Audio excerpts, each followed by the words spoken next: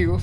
Esto es Zona de Contagio y estamos aquí hoy verdaderamente contagiados después de haber roto mi invulnerable récord con una gran vulnerabilidad de tener COVID hoy aquí y por lo tanto no se acerquen mucho a la pantalla, pónganse mascarilla si es posible. Pues nada, hoy otra vez, como siempre decimos, estamos en tiempos de guerras, en tiempos de epidemias, tiempos de horrores y crisis mundiales. Pero bueno, este espacio lo que tiene es que trata de traer lo que todavía vale la pena hablar y comentar y discutir, que es el arte, la creatividad y lo fascinante que todavía hay en este mundo. Y para eso hoy tenemos un súper invitadazo. Pero bueno, primero quiero darles un saludo a mis compañeros, que ya saben quiénes son, mi queridísima Mariana H., que... Adelante, María. Quien hace un reconocimiento a Neif, porque habiendo ya tenido COVID, yo al principio de este año, pues sé que no es fácil hablar, que no es fácil hilar ideas y que hay poca energía, así que te reconozco esa gran labor. Yo creo que yo también salí con COVID cuando me dio, seguramente hicimos programa, pero sí se necesita doble esfuerzo, así que te lo agradezco, Neif. No, con mucho gusto. Ahora, también esto es Omicron, yo creo que es Omicron, no sé, no, pero y que creo que es mucho más suave que lo que tú tenías, se me hace que era Delta, que era ese que mataba a 3 de cada 5. El mío es más así como, pues es un virus más enclenque, menos impresionante. Pero bueno, y a mi compañero Alejandro Borrego, está aquí me como pueden decir siempre. el invicto, el único invicto. El único invicto, ya. Pero ya le voy a decir porque seguro me da. Zona de Contagio se creó para eso, para albergar a quienes éramos invictos. Entonces, Mariana y yo quizá deberíamos renunciar, presentar nuestra renuncia. Pero bueno, en fin, y nada, hoy tenemos una invitada sasazo de lujo, alguien que yo admiro, respeto desde hace mucho. Hace un momento le comentaba que yo he venido escribiendo de su trabajo ya desde hace por lo menos una década, si no es que más. Yo creo que más de una década. Es un artista, no, es imposible hasta definirlo, porque es un escritor, artista, es curador, es como dicen aquí en Estados Unidos, un polymath, un tipo que hace de absolutamente todo y todo lo que hace lo hace muy bien. Un hombre renacentista. Exactamente, es un hombre del Renacimiento y es mi querido Pablo Helguera. Pablo, qué gusto tenerte aquí, qué honor que estés con nosotros. No fue nada fácil conseguir que Pablo aceptara nuestra invitación porque tiene demasiados compromisos, eso sí me consta, y se pasa la vida viajando y haciendo cosas extraordinarias en todo el mundo. Pablo, bienvenido. Muchas gracias, Neif. Es un placer. Y Alejandro y Mariana, muchísimas gracias por invitarme. Debería yo mencionar que yo también llevo dos versiones del virus. La más reciente hace como un mes y medio, que también fue mucho más leve. Pero bueno, la primera que me pegó bastante fuerte en marzo de 2020, cuando todavía no sabemos nada acerca del virus. De manera que, bueno, me siento muy feliz de estar aquí, vivito y coleando. Híjole, sí, porque los que les dio al principio, uno, la incertidumbre, y dos, sin vacunas, entonces se le echaron a pelo. Sí, no, pues realmente de los conocidos, de los amigos, de la gente de nuestro medio, pues dos se nos fueron, los perdimos, ¿no? O sea, tristísimo. Y no me canso de reconocer siempre a Sandro Cohen, un gran editor, un gran amigo, que editó varios libros míos, un tipo con una capacidad física impresionante, que nunca te hubieras imaginado que le pasaría algo con esto y se nos fue. Y luego Pancho, ay Dios mío, Hagenbeck, que bueno, él sí tenía una condición que complicó toda la situación. Y luego Fernando Fernández, que estuvo muy cerca y se salvó realmente a poquito de que lo entubaran. Pero bueno, en fin, por eso el hecho que te haya dado en marzo del 2020 es terrible, es aterrador, ¿no? Se pone los pelos de punta a cualquiera. Bueno, era un momento de gran incertidumbre para todos nosotros, ¿no? No sabíamos nada del virus y sobre todo la idea de que no, pensábamos que no se conseguiría una vacuna en 2 años, ¿no? Y sí, efectivamente, como tú mencionas, comenzamos a ver cómo muchos amigos nuestros comenzaban a fallecer.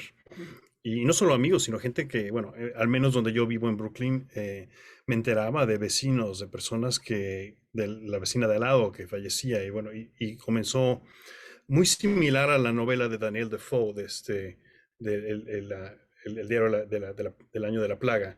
Cuando comienzas a leer esa novela, te vas viendo que es muy similar a la manera en que proliferó el virus, al menos en Nueva York. Te enterabas de una persona en la cuadra de al lado, Sí, luego en la siguiente persona, y luego 10, luego 20, luego decenas, luego cientos. Fue terrible. Terrible. Eh, absolutamente, absolutamente. Sí, sí, fue muy inquietante. Bueno, todavía no estamos fuera. Es una gran suerte que, como bien dices, yo tengo que decir que cuando decían van a tener una vacuna en un año, yo decía, imposible. O sea, ve el SIDA, o sea, imposible, nunca va a haber vacuna, o si llega, llegará en una decena de años. Y de repente había no una, sino varias. Entonces, es un prodigio lo que ha pasado y ahí vemos cuando el capital y la tecnología y la ciencia se juntan, pueden hacer cosas maravillosas. Lástima que no suceda más a menudo. Pero bueno, pasemos rápido de una vez a hablar de lo tuyo, porque como decía, si alguien me intimida a hablar de su obra, es de mi querido Pablo, por lo extensa, lo vasta, lo compleja. O sea, muy pocos conocidos míos son artistas gráficos, dramaturgos, performanceros, escritores de buena talla, ensayistas de gran calidad y además no sé si me estoy excediendo, pero también ha sido curador, ¿verdad? Bueno, muy a mi pesar, sí, me han jalado a hacer curaduría. Yo respeto mucho la labor curatorial por la que he tratado de no hacerla, pero en cierta manera el tipo de trabajo que realicé en los museos a lo largo de los años sí se podría definir en cierta manera como curaduría de ciertas, curaduría de voces, curaduría de pensamiento, no tanto de obra física, Claro. pero sí. ¿Por qué no nos cuentas un poco acerca de tu trayectoria? Así resumido, yo sé que resumir tu trayectoria es muy complicado, pero nada más danos unas nociones porque hay gente, como siempre, que nuestros mexicanos de exportación no tienen ni idea de qué es lo que hacen. Por supuesto, bueno, pues en muy resumidas cuentas, bueno, nací en la Ciudad de México en 1971, crecí y, bueno, estudié en la Ciudad de México, hice la prepa. Eh, Vengo de una familia sobre todo musical, Ujú. músicos, violinistas, pianistas y algunos escritores, ¿no? Muy pocos estaban metidos en el mundo de las artes visuales. Yo desde pequeño pues, dibujaba como Saul Steinberg alguna vez dijo, el artista es aquel que nunca dejó de dibujar desde niño, ¿no? Entonces siempre esa continuidad en mi vida siempre existió. Eventualmente acabé en Chicago, estudiando en el Instituto de Arte de Chicago. Y en aquel momento yo quería ser muralista, quería hacer realismo social, quería ser Diego Rivera. Me imaginaba en Montparnasse haciendo cuadros cubistas, pero claro, era 1989, no era 1913. Entonces, claro, acabé haciendo performance art y arte conceptual. Para luego pagar mis estudios, comencé a trabajar en museos. Y dado que yo era o soy bilingüe, y se me facilitaba la idea de hacer eventos, me pusieron a dar visitas guiadas en museos y a organizar eventos en museos, que se convirtió como una especie de ¿cómo se llama? Una especialidad muy particular que continué realizando a lo largo de los años, ¿no? Entonces trabajé en museos pequeños y grandes, trabajé en el Art Institute de Chicago, trabajé en un museo de arte mexicano en Chicago, que en aquella época se llama el Mexican Fine Arts Museum, ahora se llama el National Museum of Mexican Arts, es el museo de arte mexicano más grande del país. Y posteriormente trabajé en el Museo de Arte Contemporáneo en Chicago, y esto me llevó después a trabajar en el Guggenheim y finalmente en MoMA. A lo largo de todos estos años me interesó mucho el tema de la pedagogía en museos, y yo estaba a la vez haciendo obra de tipo lo que llamaríamos participativo relacional, y me interesó mucho la idea de cómo hacer un trabajo que realmente pudiera integrar al espectador de una manera activa y no pasiva. De ahí que comencé a hacer trabajo vinculado a aquello, y que hoy en día se denomina en inglés como Socially Engaged Art, que yo suelo traducir al español como arte de interacción social. Pero creo que como un artista que proviene del ámbito conceptual, procesual, somos una generación de artistas que no estamos tan supeditados a al género o a al medio como un territorio único. Es decir, artistas de mi generación hacen video, hacen fotografía, hacen dibujo. Digamos que el medio es lo que sigue a la idea y no al revés, ¿no? De ahí que haya yo entrado pues en un ámbito, una generación en el que lo multidisciplinario es como algo natural, ¿no? Mientras que la idea es como lo central. Entonces, pues a lo largo de mi carrera, todo ese tipo de elementos han regresado, se han revinculado y curiosamente, pues, bueno, lo que nos forma en nuestros primeros años siempre tiende a ser increíblemente importante, ¿no? Y en mi caso, pues, es la música y la literatura lo que siempre ha dominado. Y siempre la estructura compositiva de la música y la manera y la forma narrativa de la literatura han venido, siempre han regresado o reaparecido a lo largo de mis exploraciones, de mis proyectos. Entonces, si tratara yo de describir qué es lo que hago, pues bueno, como pueden ver, es imposible. Yo no soy capaz de lo que llaman aquí el elevator pitch. Cuando alguien me pregunta qué tipo de cosas haces, yo digo, olvídalo. No hay manera de explicarlo. Tienes una semana, te explico. Exacto. Oye, pero tiene otra cosa que no ha mencionado ni Nave ni tú, Pablo, que es el sentido del humor. Y yo no soy experta ni conocedora ni remotamente de las artes plásticas, se me da un poco más la literatura. Y este manual de estilo del arte contemporáneo de Pablo Helguera me pareció una absoluta joya, porque también existe la necesidad para muchos de nosotros, no sé si de todo el mundo, de poder tener este ojo crítico de la crítica y del comportamiento de quien consume artes plásticas y de quien oferta y quien organiza todos los eventos que tienen que ver con el arte. Y como te decía, como no soy experta en todo eso, yo quisiera, para explicar a la gente que nos ve un poco el tono, por ejemplo, el crítico en la televisión, cuando se habla de arte, ¿no? Tiene que usar frases como: es un artista que merece un examen detenido tanto en el contenido como en la forma. Es una obra que abre una serie de cuestiones artísticas dignas de explorar. Este nuevo artista es a la vez un desafío y una alternativa. Todas estas frases que no dicen absolutamente nada y que podrían utilizarse para cualquier artista plástico. Y me gusta muchísimo que haga este análisis con ese tono de humor negro. Cuéntanos un poquito más de este libro, Pablo. Muy bien. Pues mira, este fue realmente mi primer libro.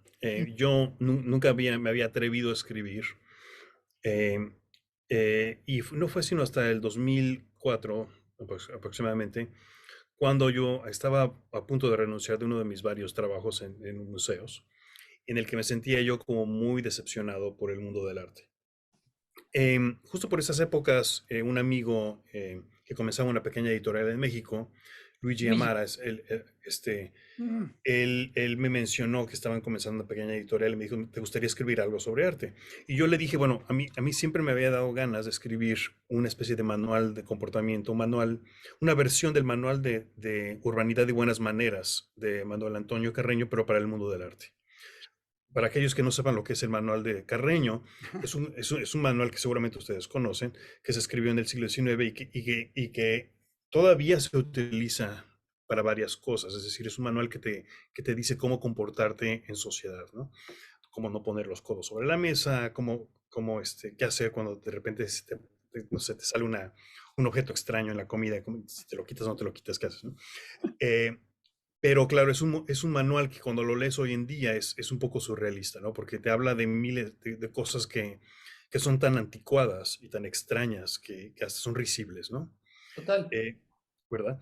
Pero bueno, me pareció que el mundo del arte opera de una manera muy similar, con un acartonamiento en el comportamiento, con una manera de tratar, de tratarse unos a los otros a nivel comercial y a nivel intelectual, que está colmado de tensión, ¿no?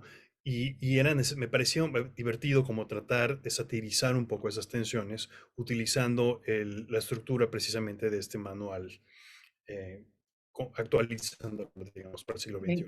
me encanta. Y antes de que Borrego elabore su pregunta, nada más Ujú. quiero decir, hay toda proporción guardada, pero hay un libro de un humorista que tiene un personaje que se llama Cindy la Regia y entonces es el manual para casar, dice, es manual para casarte tipo bien, porque ella es regia, ¿no? Ella sabe que dice tipo esto y tipo el otro, y obviamente es justo como una serie de instrucciones y es humor y me dijo alguna vez que le llegaban muchas y muchas cartas diciéndole, o mails, ya delaté mi edad, diciéndole, güey, leí tu libro y no me he casado. Yo espero que por lo menos una persona haya pensado que este era realmente un manual para seguirlo al pie de la letra e involucrarse en el mundo del arte. Eh, pues mira, desgraciadamente sí, es decir, y sí, efectivamente varias personas me dijeron, bueno, lo que sucede con este manual es que, claro, está modelado, está formado como inspirado en lo que son los manuales de superación, básicamente, ¿no?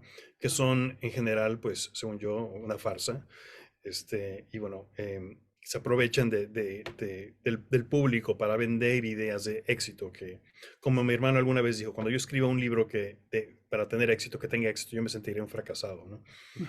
Eh, y a veces me he sentido así. Pero sí, claro, la idea es que el manual es un poco es un poco un libro a la manera del diccionario del diablo de Ambrose Bierce, que es completamente irónico, satírico. En ningún momento te dice esto es una sátira, obviamente.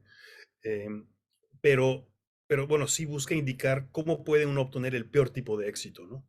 El éxito a través de los conectes, de la hipocresía, ¿no? Del cinismo, ¿no? Ah, Entonces, en cierta manera, a fin de cuentas, un libro que es una crítica de ese tipo de hipocresía y cinismo que domina el mundo del arte.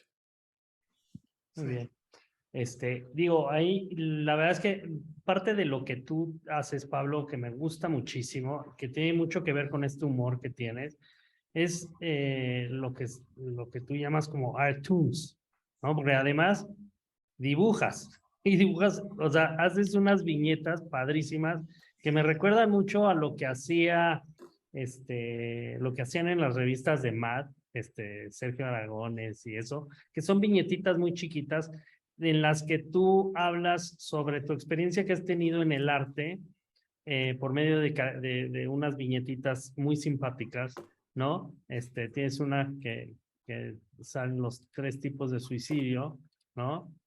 Bueno, los tipos de suicidio que es aventarte de un puente, tomar pastillas o ser un curador de arte, ¿no? Entonces, Eh, platícanos un poquito de dónde viene la idea esta de los cartoons y cómo las haces, ¿no? Porque digo, a mí me encantan. pues gracias. Bueno, mira, en realidad el manual y los dibujos, los cartoons, provienen del mismo lugar. O sea, provienen de mi interés por la sociología del arte, pero provienen en gran medida por mi formación como educador en museos. Que uno como educador en un museo tiene parte de tu entrenamiento es prestar atención a lo que está ocurriendo, ¿no? Lo que está ocurriendo con la interacción que tiene la gente con el arte, el tipo de discusiones, el tipo de conversaciones que surgen, ¿no? Y el tipo de incomodidad que te genera el arte contemporáneo, porque el arte contemporáneo es este tipo de, de, de- de actividad que suele ser visto como algo muy exclusivo, como muy elitista, ¿no? Y mucha gente que eh, forma parte de ese contexto se siente muy incómodo al no sentir que no entienden o que no saben qué está ocurriendo. Entonces se dan toda una serie de situaciones cómicas que yo pensé que sería divertido de repente representar, ¿no?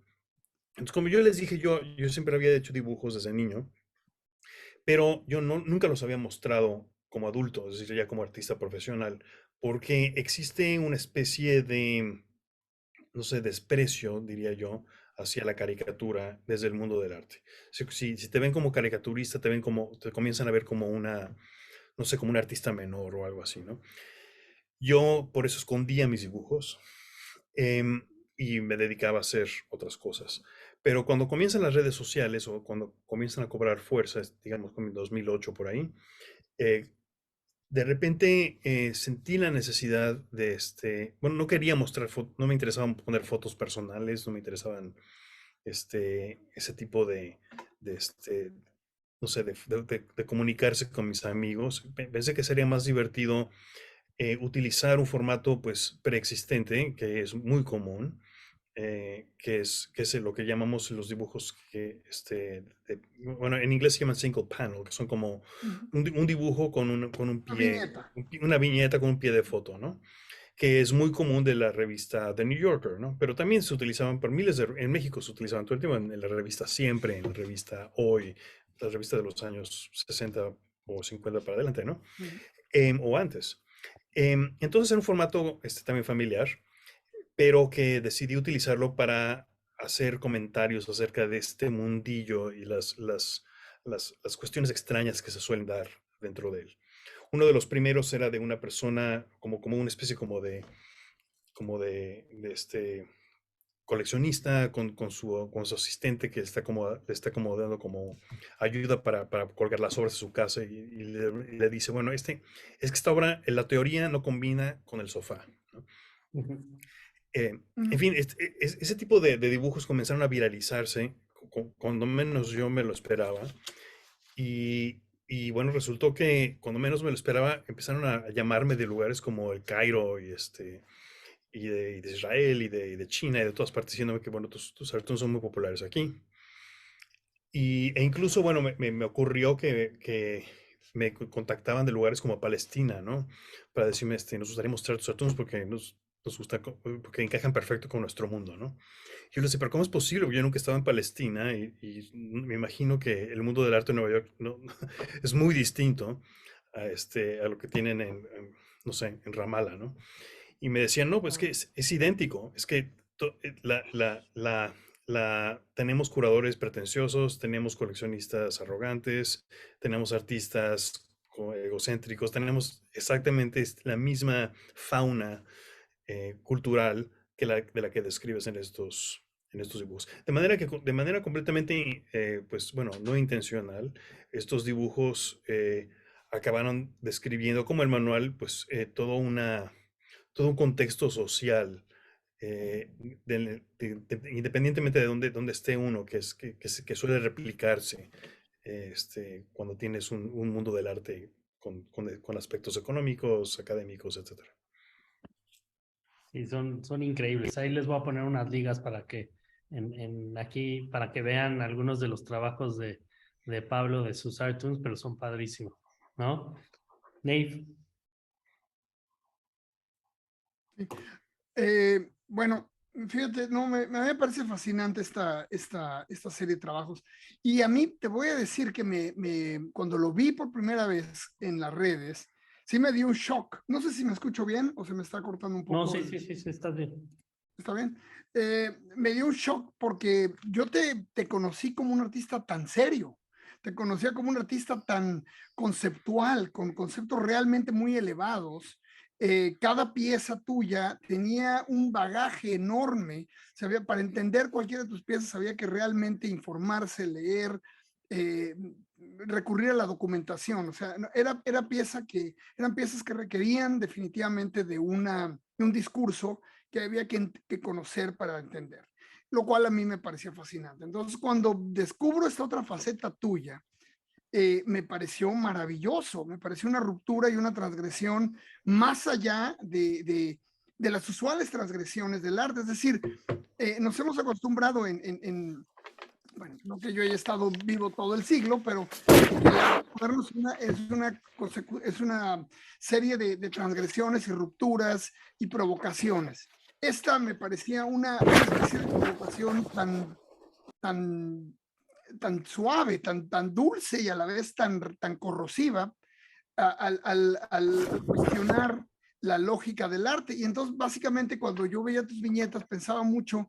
en esta viejo dogma que es ¿qué haces cuando llega alguien y dice ante tu obra, mi hijo de 3 años hubiera podido hacer lo mismo, ¿no? Hubiera podido hacer exactamente lo mismo.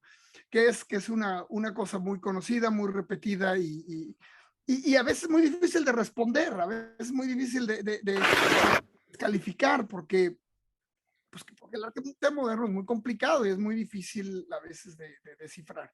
Entonces, me pareció muy interesante cómo entrelazaste estas dos historias, pero al mismo tiempo seguías trabajando en otras cosas mucho más, pues no remotas, pero sí que estaban alrededor, ¿no? En la periferia del arte, como dices, elementos musicales, la obra de teatro aquella que escribiste, que tenía que ver con la caja de Ames y muchas otras cosas que siempre has estado elaborando y trabajando. Entonces, nada, lo que me interesaría saber es, ¿qué haces cuando te dicen, mi hijo hubiera podido hacer esto a los 3 años? Bueno, esa es de las mejores frases que uno puede esperar como educador dentro en museos, porque es una provocación, porque es realmente un deseo de querer entender o de querer debatir algo. Lo que uno tiene que tener mayor temor, creo, como creador, como artista, como en general, es la indiferencia. Pero el que alguien llegue contigo y te diga esto no es arte, es una oportunidad maravillosa para, para comenzar una conversación de qué es exactamente el arte, ¿no? Claro. Y bueno, yo siempre he sido como, bueno, una persona que le fascina la hermenéutica, lo ontológico, ¿no? El tratar de entender una cosa, una cuestión, ¿no? Em, y el humor se convierte en una válvula de escape muy útil para realizar esto. Cuando te pones a analizar la historia del arte, o sea, y estamos hablando de la historia, de toda la historia del arte, puedes caer en cuenta que la gran mayoría del arte es increíblemente serio, ¿no? Y tiene una pomposidad extrema, ¿no? El arte religioso es muy, muy serio, el arte del Renacimiento, el arte del Barroco, en fin, se busca comunicar éxtasis, se busca comunicar elocuencia, se buscan varias cosas, pero el humor es como un rincón poco buscado, ¿no? Que de repente lo podemos encontrar con ciertos artistas, ¿no? Lo puedes ver en Bruegel, lo puedes ver en Del Bosco, de repente lo puedes ver en Goya o en Daumier, pero siempre se veía como algo un poco marginal, ¿no? Creo que desde el año 60, de los años 60 y el arte pop, comienza a haber un quiebre con buscando romper esa pomposidad del arte, ¿no? Para abrir nuevas conversaciones. Y entonces, el humor nos ayuda, según yo, a entender esos problemas ontológicos de una manera maravillosa, porque el humor está muy ligado al juego, ¿no? Y cuando estamos jugando, cuando estamos haciendo comedia, podemos ver el mundo desde un prisma distinto, ¿no? En el que de repente las leyes de las que estamos como convencidos se suspenden y entramos en un espacio donde se puede como que cuestionar todo, ¿no? De ahí que el humor, que la comedia sea una arma tan poderosa ante la dictadura, ¿no? Ante el poder político, ¿no? Porque es muy difícil para el dictador poder defenderse ante el ridículo, ¿no? Ante la crítica. Entonces, eso es el gran poder que tiene el humor, como este pequeño Goliat, ¿no? que trata de utilizar la verdad o la crítica para, para no sé, darle al status quo, ¿no? Darle, bueno, ¿Qué, para qué, atacar. qué error no ubicar al humor como esta arma, como dices, tan poderosa y verlo para abajo? Oye, cuando dices mi hermano Nacho, ¿te refieres a este Nacho?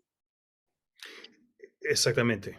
Eh, Luis Ignacio Olguera. es un libro genial de los libros de Tumbona que más me han gustado, por supuesto el tuyo y que se llama De cómo no fui el hombre de la década y otras decepciones, hablando de lo que tú acabas de decir, ¿no? Si hago un libro exitosísimo y termina haciéndolo, sería yo un fracaso. Me gustaría que nos platicaras quién fue Luis Ignacio Helguera. Por supuesto. Y gracias por preguntarme esto, porque bueno, él está ahorita muy en mi mente estos días. Justo el año que viene se cumple 2 décadas de su fallecimiento. Él fue mi hermano mayor.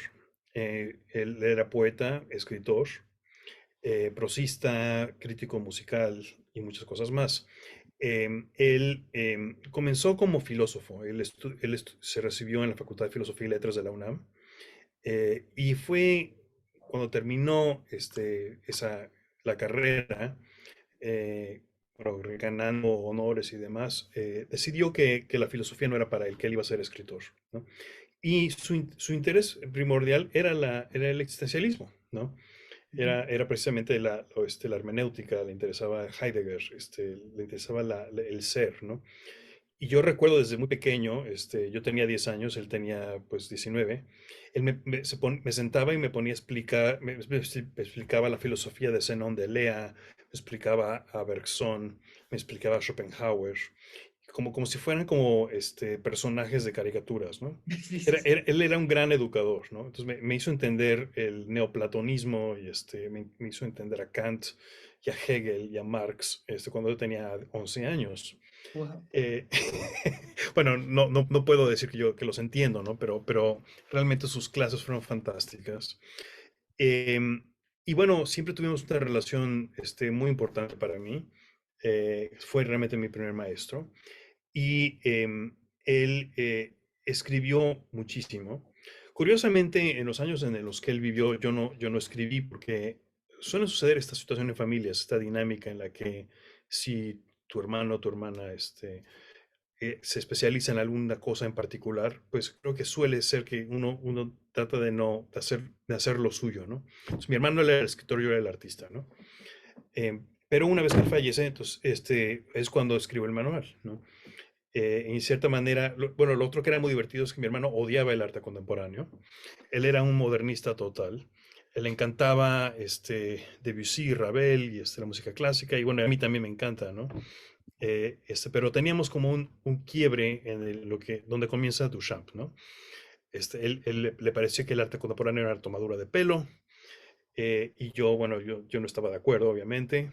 Entonces teníamos varios debates al respecto, hasta que llegó un momento que decidimos que, bueno, que no íbamos a seguir tratando de convencernos de nuestras posturas estéticas. Pero lo que yo siempre admiré en su obra fue su dedicación total como artista, ¿no? Es decir, él, a diferencia mía, que yo por muchos años trabajé en museos y tuve una labor relativamente burocrática, él estaba completamente de lleno dedicado a la creación, con todas las dificultades que eso representa, porque como sabrán o como saben, ser escritor en México no es fácil. No ser escritor en ningún país es fácil, y de eso él vivió toda su vida, ¿no? Entonces, constantemente lo tengo en la mente y de hecho estoy ahora trabajando en un proyecto dedicado a él para el año que viene. Qué bien. Muy bien, qué padre. Y otra parte muy padre de tu trayectoria, y lo has mencionado un par de veces aquí, es la parte como educador. Y de hecho, en gran parte de tus semblanzas, biografías, te definen como un educador. Pero no eres un educador que bueno, impartes clases en universidad y todo, pero parte de tu parte de ser educador y pedagogo es dentro de los museos. Y a mí se me hace un proyecto muy interesante, y creo que es una manera de divulgar la cultura muy bonita, de educar y pues sí, de mostrarle a otras personas eh, el arte en los museos, ¿no? Entonces, platícanos un poquito esta parte de Pablo como educador. Pues mira, es curioso porque bueno, Madayev comenzó esta conversación hablando de que yo era curador también. Siempre me ha incomodado mucho la noción de curador, porque sobre todo en el mundo del arte, ser curador este, es casi excluyente de ser artista, ¿no? Las dos cosas son como un poco como agua y aceite. Cada cosa tiene una función muy particular. Sin embargo, la relación artista-educador es mucho más congruente y eh, es mucho, es como mucho más orgánica, más normal, ¿no? Porque creo que el hacer arte para mí siempre ha sido una forma de entender al mundo, ¿no? Es una forma de conocer, ¿no? Y a mí siempre la educación me interesó en ese sentido, no tanto en el sentido tradicional o digamos, digamos, a la antigüita de ser el profesor que está con los niños, adoctrinando a otros, ¿no? Sino más bien el generar una plataforma de entender al mundo, ¿no? Y bueno, esa fue como bueno, como lo que pensé entender cuando comencé a trabajar en museos. Yo llegué a los museos, pues en esa época, en los principios de los 90, donde todavía dominaba, y desgraciadamente todavía encontramos una forma de educar que es básicamente del siglo XVIII, ¿no? Es decir, la idea de que el museo es este recinto sagrado donde existen estas verdades eternas que se comunican a los plebeyos como una gran, bueno, con una gran, con gran pompa, ¿no? Y circunstancia. Mientras que la realidad es que la educación no puede ser eso. La educación es un proceso y es un diálogo constante. Y aparte, a mí me molestaba mucho la idea de que estas estructuras educativas lo que hacían era sacralizar al arte, que generar una impresión de lo que era el arte, que era casi mostrar al artista como si fuera un santo, como un ser casi irreal, ¿no? Mientras que los artistas somos gentes de carne y hueso comunes y corrientes, que tenemos vidas iguales que las de cualquier otro, y las obras son resultado de aquello, ¿no? Entonces, para mí, como educador, lo importante era, digamos, desacralizar a la obra y tratar de hacer que ésta aterrizara en el mundo real. Y solo de esa manera el público podría realmente entender de dónde provino ese tipo de obra. Entonces, para mí siempre, la educación siempre ha sido ese tipo de arma, de herramienta, de potencial que se puede utilizar eh, con y a través del arte para poder generar entendimiento y diálogo. Wow. Estás en silencio, Nate. No lo puedo creer que me siga pasando esto. 2 años y medio después. Es lo mismo que el COVID. Ya ves, Mariana, me atrofió las neuronas. Te No hay dije. no hay manera de ocultarlo.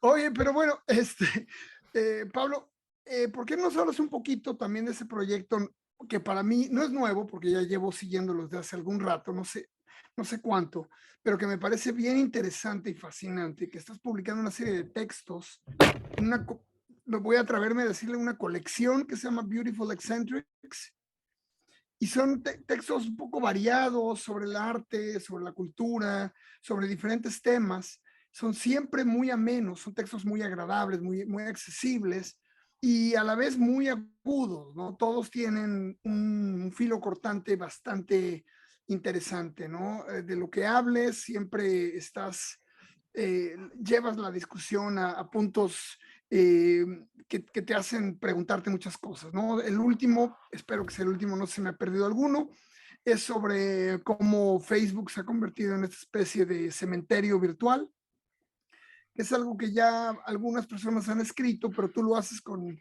muchísima inteligencia, citando algunos casos y volviéndolo una meditación muy personal. ¿Por qué nos cuentas un poquito de este proyecto tuyo?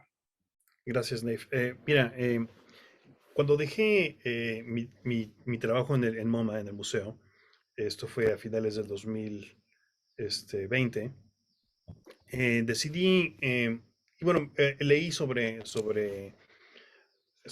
Heather Cox Richardson, que es esta historiadora en Maine, que se ha vuelto un fenómeno en la plataforma de Substack, haciendo unas pequeñas misivas que ella llama Letters from an American. Y me interesó mucho la noción de poder tener un Substack. En aquellos momentos yo quería tener pues una plataforma, un espacio para realmente compartir mis reflexiones. Y Substack me pareció como una forma, pues, muy atractiva de simplemente conectarme con amigos, con lectores y con gente que le interesaba lo que a mí me interesa. Y bueno, también fue un poco regresar a lo que fue mis principios como periodista, ¿no?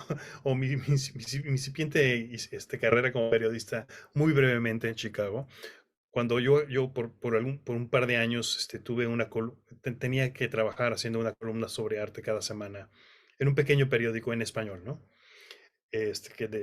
publicado por el Chicago Tribune. Entonces me gustaba el ritmo de escribir una columna semanal. También regresando a mi hermano, algo que a él le interesaba mucho era lo que en México llamamos el ensayo inglés, que en Estados Unidos no se llama ensayo inglés, se llama personal essay, pero que proviene del modelo de Michel de Montaigne, ¿no? El gran escritor del Renacimiento que, bueno, escribía pequeños ensayos sobre temas variados, como la amistad, la muerte, los temas perennes de la vida, ¿no? Y a mí me pareció interesante de repente tocar temas que yo sentía que la prensa del arte no tocaba jamás.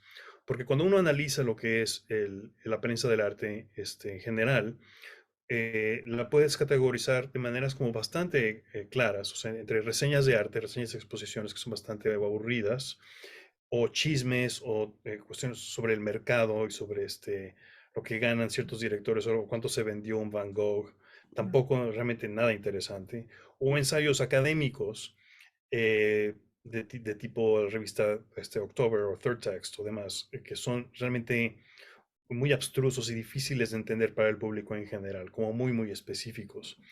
Y sentía que nos faltaba un mar de temas y de posibilidades que pertenecen al mundo, quizá, de nuevo, de la sociología del arte y de otros temas que a veces son tabú, que a veces no se tocan. Entonces decidí que esta columna tocaría esos temas que yo sentía que estaban presentes, pero que rara vez se tocan, ¿no? De manera que entonces Beautiful Eccentrics nació y efectivamente, bueno, y cada semana, pues no sé de qué voy a escribir, se me van ocurriendo cosas así a lo largo de la semana, pero son temas un poco, que no son reseñas, son temas un poco que están como perdidos o que según yo es importante como hacerlos notar, ¿no? Uno de ellos, uno de los temas recientes tiene que ver con las tiendas de arte, por ejemplo. Sí, eso Las fue. las tiendas de materiales de arte, ¿no? Cosas algo que nadie jamás escribe sobre ellas, ¿no? Claro. Y sin embargo ocupan un lugar central en la vida de un artista, ¿no? Claro. Usted no es así, ¿no? Claro, sí, ese fue, si no me equivoco, tuvo dos partes o me estoy equivocando. Lo de las Sí, porque tiendas de bueno, arte. sí, la columna primero fue sobre, sí, sobre el papel de las tiendas de arte y bueno, la respuesta fue tan enorme, recibí como toneladas de comentarios de amigos, de artistas que compartían nostálgicamente su relación con la tienda de arte. Realmente es que la tienda de arte es lo que es realmente la librería para el escritor, ¿no? Claro. Entonces, es como la importancia que tiene una librería para uno como creador, ¿no? Como escritor, ¿no? Entonces, claro, en infinitas las referencias, pero el hecho de que nunca se habla, nunca se escribe acerca de ellas era importante, ¿no? Claro. Entonces, un poco ese era el objetivo de esta columna, pero también lo que sucede es que es una manera quizá de revelar mi manera de trabajar, porque yo siempre que yo estoy comenzando un proyecto, lo primero que hago es escribir acerca de él, hacer investigación, entender la ontología de algo, ¿no? Entonces, todos estos ensayos son como gérmenes de ideas, ¿no? De proyectos que eventualmente, no sé, tomarán vida, espero, de alguna manera. Es decir, a veces puede ser una instalación, o puede ser un video, o un pequeño texto, o otra cosita, ¿no? Pero es, digamos, como lo que comienza a ser como la visualización del problema para ver qué podemos hacer con ese problema. Oye, Pablo, esto a lo mejor se sale un poquito del tono que traemos ahorita, pero sé que llevas muchos años fuera, pero me imagino que estás familiarizado también con la escena artística mexicana. Yo siento que de 20 años para acá hemos aprendido a reconocer el arte popular como arte, porque durante muchos años lo teníamos como oculto, ¿no? Es decir, ahora se hacen grandes exposiciones de lucha libre, ahora se hacen, hablando de los monos, ¿no? Se hacen grandes colecciones en pasta dura de moneros, de incluso la familia Burrón y cosas que antes teníamos como guardado en el closet. También, por ejemplo, el arte teníamos que consumirlo dentro de los museos y cada vez más vemos exposiciones en las calles, en las avenidas, exposiciones de graffiti y cosas así, de culturas urbanas o populares que antes teníamos como en el cajón. No sé cuál sea tu percepción con respecto a este consumo de arte en México, de manifestaciones mucho más populares. Ujú. Esa es una muy buena pregunta, gracias, Mariana. Y bueno, quizá lo que... ¿Cómo? Nada, es que se cayó el micrófono por ahí. Sí, bueno, mira, dos cosas. Yo acabo de estar en México un mes, lo cual fue fantástico, fue muy interesante, reconectarme con muchos de los debates en torno a esto y otras cosas, al respecto. Me parece que este proceso que se ha venido dando de reafirmación o reconocimiento de la cultura popular es algo que creo que se ha venido construyendo hace ya varias, no sé, por lo menos 2 décadas en los 2000, ¿no? Creo que em, no quiero, bueno, quizá proviene primero de lo que, según yo, tiene que ver con la emergencia del neomexicanismo en los años 80. Ujú. Cuando en esa época, a finales de los 80, o más bien principios de los 80, un grupo de artistas comienzan a apropiarse de elementos populares de la cultura mexicana, y convirtiéndolos en pinturas, en lo que llamaríamos las bellas artes, ¿no? Que era algo que nunca había existido realmente integrado. O sea, que teníamos por un lado la cultura popular y teníamos por un lado el gran arte, ¿no? Ujú. Entonces creo que estamos todavía viviendo como ese momento de reconocimiento de ese tipo de expresiones. También lo que ocurre, creo, es que siempre hemos tenido, en México siempre se ha tenido una idea de lo que es el arte folclórico como algo externo, como algo separado, ¿no? Que existe como una isla, está separada de lo que es, de nuevo, las bellas artes, ¿no? Y creo que hemos vivido un proceso en el que se reconoce que este tipo de creaciones son arte, ¿no? Y son una expresión importante del pueblo, ¿no? Y que no solo y que el pueblo somos nosotros, es decir, que el pueblo no es aquellas personas que están en un Claro. lugar en particular, es todo el país, ¿no? Y algo que ha sido muy interesante, que yo también, de hecho, que yo escribí para Beautiful Eccentrics, fue precisamente el tema de los rótulos que se ha dado en la Ciudad de Ah, México, que por ejemplo, probablemente la ustedes borradura. han presenciado, que la alcaldesa de la delegación Cuauhtémoc ordenó que se borraran todos los letreros de todas las taquerías y torterías Sí, que están sí. en las calles, ¿no? Lo cual generó una enorme protesta, ¿no? Porque se reconoció que que el rotulismo es una forma de expresión popular que es muy de la Ciudad de México, que es muy particular y que tiene un valor cultural muy significativo, ¿no? Entonces, bueno, yo creo que quizá por accidente esta señora desató pues un reconocimiento, una revaloración de ese tipo de expresión cultural. Entonces creo que es un momento muy interesante en el que estamos, como que esto ya se está como afirmando y aceptando de una manera muy directa, como parte de lo que es el contexto del cultural artístico, ¿no? Y bueno, a mí me parece maravilloso que, que esté ocurriendo. No podemos perder al cerdito en un caso sudando, cocinándose a sí mismo. Exacto, man. Carnitas de Michoacán. Exacto. ¿Qué Son es este fantásticas, cerdito? fantásticas. Sí, sí. No, y es parte del arte callejero y el arte popular, ¿no? O sea, sí, sin caer en el graffiti, pero pues muchas de de este arte y estos rótulos, pues te dicen por dónde moverte en la ciudad, ¿no? O sea, si quieres unas carnitas, vas al cochinito, ¿no? O si quieres Exacto. unos hot dogs o quieres unos tacos, pues o al cerrajero, o todas estas cosas, ¿no? Y muestran un poquito de ese humor chilango que tenemos, ¿no? Pues muy Sí, es, bien. es, re- es realmente pues una expresión maravillosa de lo que es la sabiduría popular, la creatividad popular, ¿no? Lo que en algún momento se llamó la picardía mexicana, que seguramente conocen esta antología de los años 30, ¿no? Que era Claro. una compilación de todos los Claro. chistes y vulgaridades mexicanas, como una verdadera expresión cultural, ¿no? Claro. Ujú. Oye, y digo, se nos está acabando el tiempo, pero antes quiero retomar un poquito este proyecto de Beautiful Eccentrics. Me gusta mucho la idea y la verdad es que es una cuestión que a mí me ha apasionado durante los últimos años de la creación de contenidos electrónicos, ¿no? Platícanos un poquito esto, o sea, ¿por qué publicar en una plataforma electrónica y no hacer un compilado de ensayos o que puedes hacer en un libro, ¿no? ¿Por qué lo haces en un medio electrónico, no? Claro.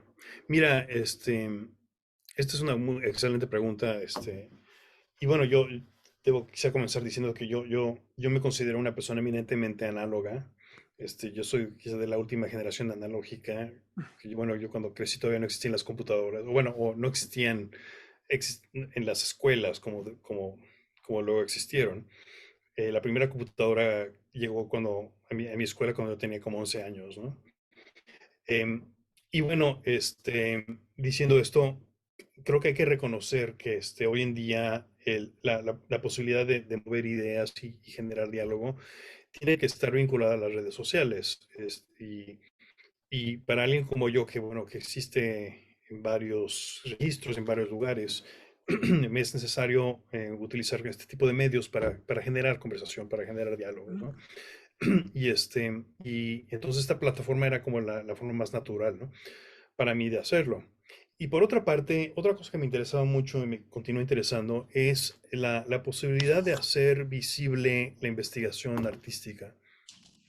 Y esto, a lo que voy es que también otro cambio que se está gestando, yo creo, hoy en día, es la idea de que el artista solo presenta el producto ya terminado, perfecto, en la galería o en el museo o de donde sea, ¿no? O la proyección, etcétera. Pero no se comparte el proceso a través del cual uno ha generado ese producto, ¿no? Y a mí eso me interesa mucho, ¿sabes? A mí me interesa mucho la posibilidad, que creo que es un intento también de hacerse vulnerable con el público, ¿no? De mostrar, bueno, esto es lo que estoy pensando, así es como yo me siento, quiero compartir estas preguntas que yo estoy teniendo y cómo las trato de resolver yo, em, a través de esta serie de pasos, ¿no? Em, entonces, bueno, de nuevo, es como un deseo de transparencia, ¿no? Que de nuevo, quizá combina con mi interés como educador, ¿no? Que a fin de cuentas, el conocimiento, la cultura es un proceso colectivo, ¿no? En el que estamos constantemente en diálogo con otros para entender las cosas. Y entonces, de nuevo, este pequeño blog, esta plataforma, es mi manera quizá de tratar de transitar estas preguntas colectivamente con otros, para que de repente quizá alguien quiera compartir este proceso conmigo. Es como un proyecto, me debería decirlo, como peripatético, de estar caminando por un paraje y decir, bueno, estoy teniendo estas preguntas y qué significa aquello, ¿no? Y es maravilloso poder estar en conversación con otros en el proceso de tratar de encontrar esas respuestas. Muy bien. Muy bien. Bueno, Pablo, como dijo ya Alejandro, se nos acaba el tiempo y yo tengo muchas preguntas. Entonces, quizá lo que voy a hacer, que te voy a aventar 3 y tú respóndelas si quieres, si no quieres, no, o en una sola, o lo que sea. Pero mira, lo primero, sí, recuerdo muy bien, para mí el momento de ruptura en el arte mexicano fue cuando aparece el Salón de los Aztecas, no sé si tú te acuerdas, que estaban en el centro y que eran este grupo de artistas que tomaban locales donde vendían muebles, peluquerías y, o sea, estos locales y los convirtieron en galerías improvisadas. Y ahí el arte mexicano empezó a dar un giro. Y yo siento que desde entonces ha ido cobrando un vuelo fascinante y fabuloso. Creo que el arte en México está muy, muy bien, es muy propositivo, es muy, muy rico. Pero bueno, esa sería la primera, ahora sí que más que una pregunta es un comentario. Pero las otras 2 cosas que sí son más personales es una, A mí algo que me parece fascinante a lo largo de los años que te he conocido y que he visto desarrollarte, es este valor que tienes, este valor para abandonar cosas. Es decir, muy poca gente llega a los museos donde tú has trabajado y se atreve a dejarlos, a decirles, ¿saben qué? Estuvo bueno, pero gracias. O sea, francamente, ¿cuánta gente no conocemos que se moriría si le dan una chamba en el MoMA o en Guggenheim? Se morirían y me incluyo entre ellos. No sé, no, porque yo no vivo de eso, pero bueno, digamos que es como un objetivo de vida y tú te lo echaste un par de años y dijiste, bueno, pues estuvo divertido, gracias, ahí se ven. Y entonces te avientas el salto mortal a lo que sigue, lo cual suena poco, pero a mí me parece escandaloso. Me parece, no escandaloso en el mal sentido, en el sentido de que hay que tener muchísimo valor, muchísima confianza en tu obra y en tu perspectiva. Entonces, bueno, esa sería la primera cosa. Y lo segundo y último, sería, bueno, de mi parte, mis colegas, no sé, tendrán quizá otras ideas. Yo te cedo una pregunta. Gracias, queridísima. Y bueno, y la otra estamos viendo tiempos muy extraños, aún para alguien como tú, que ha visto cosas raras, ha visto señales extrañas en la cultura desde hace muchas décadas. Aún para ti estoy seguro que estamos viendo tiempos extraños, tiempos muy difíciles de descifrar. ¿Qué piensas que sería el arte? ¿Qué es el arte ahora? ¿Hacia dónde va? ¿Qué debe decirnos? ¿Cómo debe responder el arte a una época tan compleja, tan difícil? Yo sé que no hay respuesta, pero me encanta la idea de lanzarte la pregunta porque confío en tu agudeza. Ay, Knife, ¿qué preguntas me estás haciendo? Qué complicado. Pero bueno, haré lo posible. Seguro que sí. Mira, según yo, creo que un momento un momento muy importante para el arte mexicano, una bisagra importante es el arte de los años 70, porque es un momento en el que los artistas eh, que están interesados en lo que ven que está ocurriendo en otras partes del mundo, los conceptualismos que van surgiendo por todas partes, comienzan a realizar trabajo colectivo, trabajo eminentemente conceptual, que no tiene realmente una posible valoración en el mercado. Son personas que empiezan a hacer, artistas que empiezan a hacer obras que no aspiran para nada el tipo de reconocimiento o adquisición que podrían tener, o lo que tenían en aquel momento la pintura, la escultura, etcétera, ¿no? Y creo que ese momento es muy importante y tiene un impacto enorme para lo que sería el neoconceptualismo de los años 90 y que creo que sigue teniendo importancia para todos nosotros, ¿no? En cuanto a lo de renunciar, es curioso. Yo trabajé en MoMA 13 años, que es realmente como un minuto en tiempos museísticos del MoMA. Yo cuando llegué ahí había gente que había comenzado a trabajar antes de que yo naciera. Y muchos de ellos todavía estaban ahí, ¿no? Me No sentí se un irán poco como, jamás. posiblemente, ¿no? Me sentí un poco como, hay una novela del escritor italiano Dino Buzzati, que mencioné recientemente en mi columna, que se llama El desierto de los tártaros. Es una novela en la que a un soldado se le contrata para ponerlo ahí ahí en una trinchera esperando a los tártaros que jamás van a llegar, ¿no? Entonces, un poco trabajar en un museo es como ser ese soldado que está esperando la llegada de los tártaros, ¿no? De ahí que es importante, en particular como artista, el salirse, ¿no? El decir que no. No, y me interesa mucho esa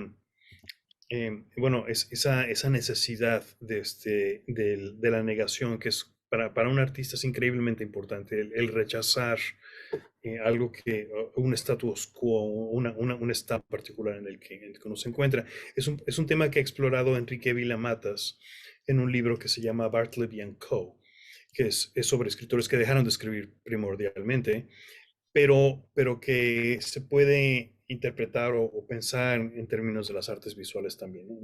Es aquella necesidad de decirle no a la complacencia, decir, bueno, esto no es algo que me satisfaga, esto es algo que me está estancando y tenemos tengo que romper con ello para poder seguir avanzando, ¿no? Y ya finalmente con tu última pregunta, que es súper complicada, la verdad yo no tengo ninguna respuesta.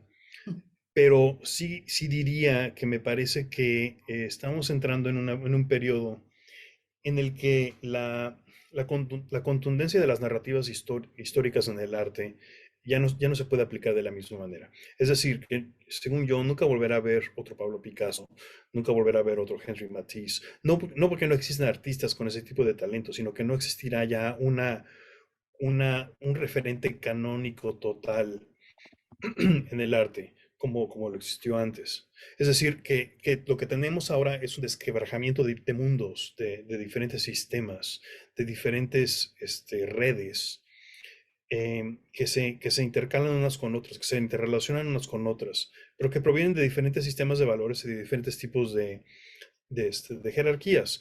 Y ya no es ese mundo del arte que era como una pequeña historia, como un cuento de hadas en el que se narra el arte como personaje 1, personaje 2, personaje 3. Estamos realmente, y esto también lo escribe en Beautiful Eccentrics, en un contexto mucho más fluido, en el que ni los artistas ni tampoco las instituciones tienen el tipo de poder o central para definir lo que es el arte. Y creo que eso es algo positivo, porque es un sistema menos egocéntrico, menos enfocado en individuos y mucho más enfocado en corrientes, en ideas, en sensibilidades. Qué bien. ¡Wow! Nos acabas de dejar como deberíamos empezar el programa ahorita. ¡Ah, cállate! No. Sí, deberíamos empezar ahorita a hablar, porque a partir de ahí hay ya 100 temas. Sí. Eso estuvo muy potente, porque realmente, sí, yo estaría de acuerdo contigo, la idea de que nunca habrá quizá en la historia otro momento en que haya otro Picasso o haya otros Beatles o haya otros Rolling Stones, porque ya estamos en un resquebrajamiento cultural, no sé. Esta idea me encantaría que la exploráramos. Lamentablemente, si no me reclama Alejandro, me sorprendería, pero creo que ya estamos encima de... Es triste porque nada más, lo único que diría es que estamos ahora en un tiempo de nostalgias agudas, ¿no? En que pensamos en qué sería de esto si volviéramos a tener aquello. Quizá, a lo mejor estoy alucinando, no sé. No sé cómo ves. Súper interesante. La verdad, en verdad, qué lástima que se nos acabe el tiempo. Muchas gracias, Pablo, por tu tiempo. Mariana y Naif, como siempre. Gracias. Muchísimas gracias a ustedes por recibirme. Fue un placer estar en conversación con Hombre, ustedes. padrísimo. Y No, dejaré sé. a Naif que nos despida. Sería fenomenal tenerte nuevamente en un futuro cercano y que retomáramos la conversación desde ese momento, ¿no? Desde lo último que dijiste y volver a tratar de hilar a partir de ahí, no a dónde vamos, porque nadie puede saber, yo creo, a dónde vamos, pero sí por lo menos hablar de esos 7 segundos que tenemos en el futuro y que qué quieren decir esos 7 segundos que están adelante de nosotros, que Google se adelanta siempre a adivinar lo que realmente queríamos escribir cuando empezamos a escribir P-O-R y inmediatamente te dice porno. Por supuesto. Y está. Y así como eso, y a lo mejor tú lo único que querías es escribir, no sé, qué sé yo. Bueno, en fin, muchísimas gracias, Pablo. Muchísimas gracias. Mi queridísima Mariana, por supuesto. Mejórate. Gracias, Naif. Gracias, Mariana. Gracias, Alejandro. Trataré de que sea mi último episodio en covidado, pero quizá no sea así. Vamos a ver qué tal. Alejandro, muchas gracias. Por favor, si nos están viendo, píquenle al me gusta, píquenle al seguir, al follow y demás, y chequen, digan a sus amigos, familiares, tías, primas, que vengan a vernos, que vengan a escuchar a Pablo Helguera, porque lo tenemos aquí en Zona de Contagio. Gracias. Hasta la próxima. Gracias. Bye.